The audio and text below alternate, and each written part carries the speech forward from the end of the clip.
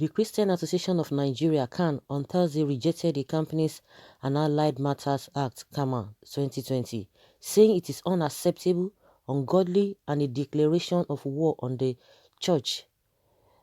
The association also described the law as a time bomb whose explosion would not only snuff life out of the church but rank it as a secular institution under secular control. The NASFAT Society of Nigeria (NASFAT), however, welcomed the law, but with provision that the spiritual rules of mosques and churches should not be tampered with. CAN, in a statement on Thursday by Bayo Oladiji, Special Assistant, Media and Communications, to its president, Reverend Samson Ayokunle, therefore called on the government to steer clear of church matters because it lacked the technical expertise to handle things of the spirit.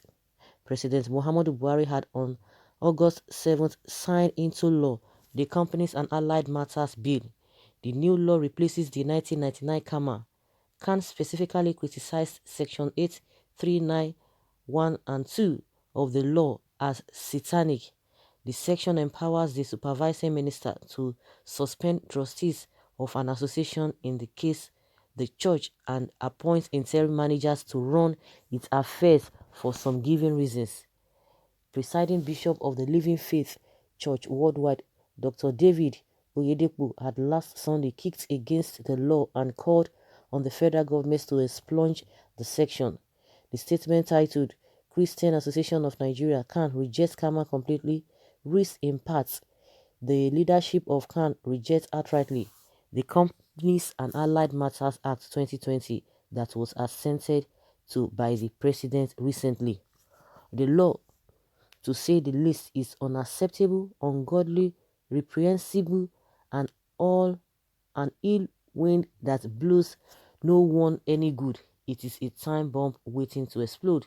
We recall that during the first term of the president, there was a public hearing conducted by the National Assembly on the non-governmental organizations bill tagged Bill for an Act to provide for the establishment of the Non-Governmental Organizations Regulatory Commission for the supervision, coordination, and monitoring of non-governmental organizations, which was attended by CAN and many NGOs. At the public hearing, the bill that sought to bring the religious organizations and NGOs under the control and influence of the government was totally rejected because it would snuff life out of the church and rank the church as a secular institution under the secular control. We thought it was all over until we heard of the CAMA that was assented to by the president, making the rejected bill a law. The satanic section of the controversial and ungodly law in its section 831, 839, 1 and 2, which empowers the commission to suspend trustees of an association in the case the church and appoint interim managers to manage the affairs of the association for some given reasons. While we are not against the government fighting corruption whenever it may be found, yet we completely reject the idea of bringing the church, which is technically grouped among the NGOs, under control of the government. The church cannot be controlled by the government because of its spiritual responsibilities and obligations. This is why we are calling on the federal government to stop the implementation of the obnoxious and ungodly law until the religious institutions are exempted from it, asking the president to urgently return the law to the National Assembly for immediate amendment. He stated that Nigeria should not be compared with any other nation when it comes to the relationship between religious institutions and the government. It argued that in Nigeria, people's religions are tied to their humanity and, of course, their life. Khan then went on to ask, how can the government sack the trustee of a church which it contributed no dime to establish? How can a secular and a political minister be the final authority on the affairs and management of another institution which is not political? For example, how can a non-Christian head a government ministry be the one to determine the running of the church? It warned that CAMA amounted to an invitation of trouble and the government does not have power to manage. Can consequently advise the government to focus on the provision of the better health, food, education, adequate security, employment, etc., instead of turning itself into a busybody in a matter that does not belong to it. The association added, the government does not have the technical expertise to run the Church of God because of its spiritual nature. If the government is bent on imposing a law on us which the entire church in Nigeria is against, then they have declared war on Christianity, and the agenda to destroy the church, which we have spoken against before now, is coming to the open more clearly.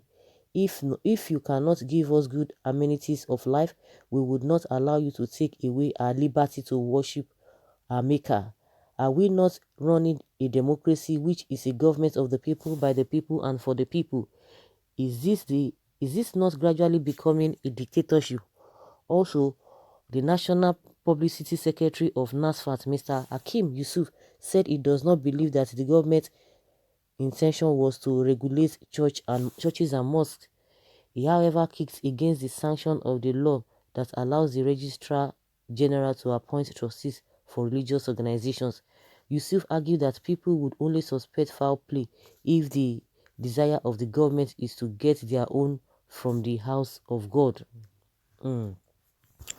So, guys, you've heard a Khan speaking and trying to say the government does not have an.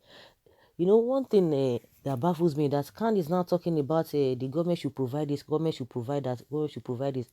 What have they been saying? Have they been saying anything? Have they been talking about the provision of all of these things to the masses? The only aspect, what we can see from here is the money, the church is controlling. That is where the problem is. And again, he said Nigeria should not be compared to other countries. But in other countries, these churches, these same Nigerian churches are all over there. They are accepting that. One thing again is that let both parties, let them look at this whole thing holistically and see whether there is a ulterior motive in all of this from the church side and from the government side. Let them look. Nobody should be sentimental. Look at everything thoroughly. If you know, like from all these things, nobody is going to touch your money. Nobody is going to tell you, oh, do this, do that. I don't understand. Nobody is going to take your money from you. Now they are saying a spiritual thing or no spiritual thing. You are talking, I don't even understand them. The same Bible said, obey the law of the land. And like the NASFAT has said, let's just be sincere. The reason why the Khan and some pastors are just talking here and there, it's because of the money. It is because of the money. And it's the same money that the government usually give, what do they call them?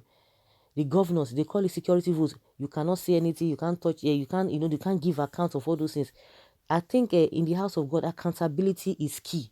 If you believe that the church is the church of God, if you believe that everybody owns the church, because from most of all these GOs, it is their business. It is their business because they believe that they are the one that established that church.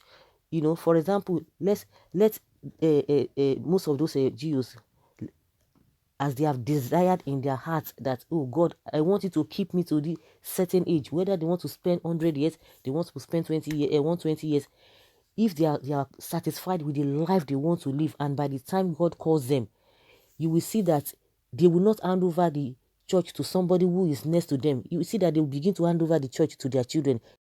So what I would like to say is that let both parties, let them look at everything holistically so that nobody will feel marginalized or being cheated. That's it.